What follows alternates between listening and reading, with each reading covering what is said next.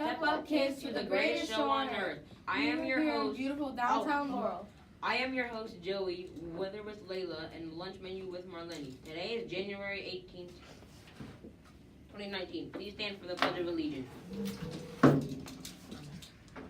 I pledge allegiance to the flag of the United States of America and to the republic for which it stands, one nation, under God, indivisible, with liberty and justice for all. Please join us in Saying the Laurel Pledge. I am a Laurel Leopard. I will be a leader at home and school. I will show effort in all that I do. I will be organized and show problem-solving abilities to achieve at home and school. I will respect myself, my classmates, and my teachers. I will be dependable. Everyone will be able to depend on me. I am a Laurel Leopard. now to Layla for the weather. Today's weather will be a high of 42 degrees. Recess will be inside. Today's birthdays are Anthony Nanduka. Happy birthday. Thank you, Layla. Now to Marlene for the lunch menu. Today for lunch, we will be having fish fillet sandwich, turkey bacon club wrap, peanut butter and jelly sandwich, and cheese stick, cheese and veggie salad platter with savory crackers. Thank you, Marlene. Now over to Miss Lee. Good morning, boys and girls. So I'm glad everybody watched the news this morning because we did indeed have a delay. We are also off for Martin Luther King's Day on Monday, so we will not be returning to school until Tuesday. Our word for the month of January is determination, finding a way to continue trying to do or achieve something that is difficult. Next week, teachers on Thursdays, work on your grades over the weekend. Get ready to publish because we will open up the second quarter grades on Thursday, and then it closes the following Monday. So make sure that you have all your grades in. And next week, we are also having a fundraiser at Blaze Pizza. So we'll have more information about that next week. And we have our Peacemakers for December on WLES, and we're going to have lunch today, so welcome. Hi, I'm Christian, and I'm from Miss Miller's. Speak up really loud. Hi, I'm Melissa, and I'm from Miss Jackson's class. I am America, and I'm from Miss Folk's class. Hi, my name is Ava, and I'm from Mr. Cavanaugh's class. Hello, my name is Muhammad Said. I'm from Miss Maida's class.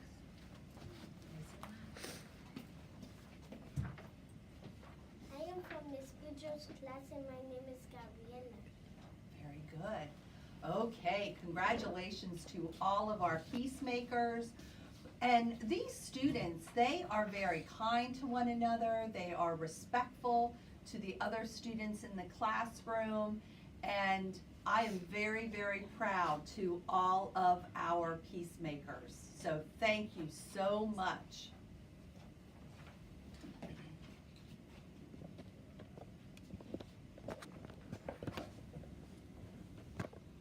You ready for the reader? Yes. So we have our reader, Miss Walker. Thank you, Miss Walker. Miss Lee, I brought my favorite book. Boys and girls, you know I used to be the media specialist, and I have read many books over the years. But my favorite book has always been Harold and the Purple Crayon. So that's the one I want to share with you today. One evening, after thinking it over for some time, Harold decided to go for a walk in the moonlight. There wasn't any moon, and Harold needed a moon for a moonlit walk, and he needed something to walk on. He made a long, straight path so he wouldn't get lost, and he set off on his walk, taking his big purple crayon with him. But he didn't seem to be getting anywhere on a long, straight path, so he left the path for a shortcut across a field, and the moon went with him. The shortcut led right to where Harold thought a forest ought to be. He didn't want to get lost in the woods, so he made a very small forest with just one tree in it. It turned out to be an apple tree. The apples would be very tasty, Harold thought, when they got red. So he put a frightening dragon underneath the tree to guard the apples. It was a terribly frightening dragon. It even frightened Harold. He backed away. His hand holding the purple crayon shook. Suddenly he realized what was happening, but by then Harold was over his head in the ocean. He came up thinking fast, and in no time, he was climbing aboard a small boat.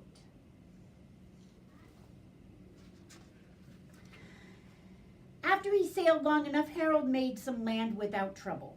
He stepped ashore on a beach, wondering where he was. The sandy beach reminded Harold of picnics, and the thought of picnics made him hungry. So he laid out a nice, simple picnic lunch. There was nothing but pie.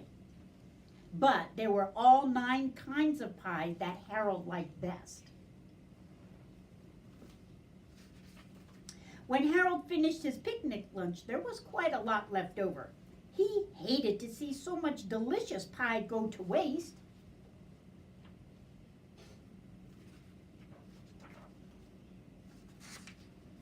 So Harold left a very hungry moose and a deserving porcupine to finish it up. And off he went looking for a hill to climb to see where he was. Harold knew that the higher up he went, the farther he could see, so he decided to make the hill into a mountain. If he went high enough, he thought, he could see the window of his bedroom.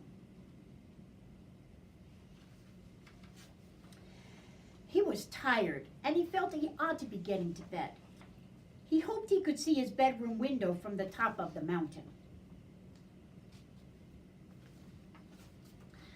But when he looked over on the other side, he slipped. And there wasn't any other side of the mountain. He was falling into thin air.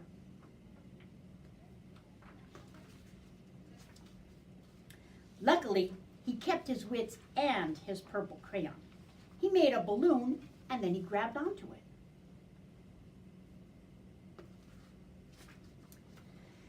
And then he made a basket under the big balloon, enough to stand in. He had a fine view from the balloon, but he still couldn't see his window. He couldn't even see a house. So he made a house with windows, and he landed the balloon on the grass in the front yard. But none of those windows were his window. He tried to think where his window ought to be.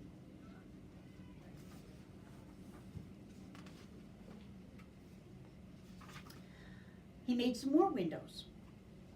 He made a big building full of windows.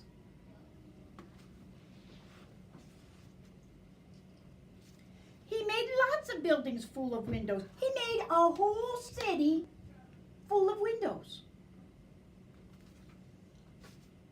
But none of those windows was his windows. He could not think where his window ought to be.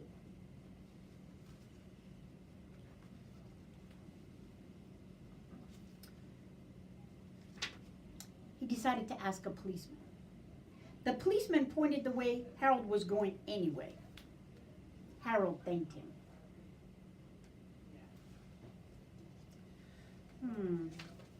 How is Harold gonna get home? As he walked along the moon, wishing that he was in his room, in his own bed, suddenly Harold remembered.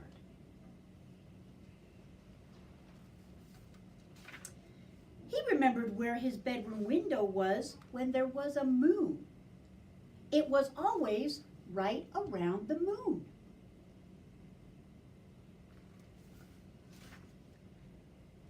So Harold drew his window, and then his bed, and then he got in, and he drew up the covers. The purple crayon dropped to the floor, and Harold dropped off to sleep. The end.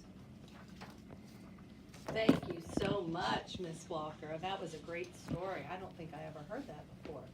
Ooh, that's a good one, Miss Lee. Yes. Okay, have a fabulous weekend, boys and girls, and we'll see you on Tuesday.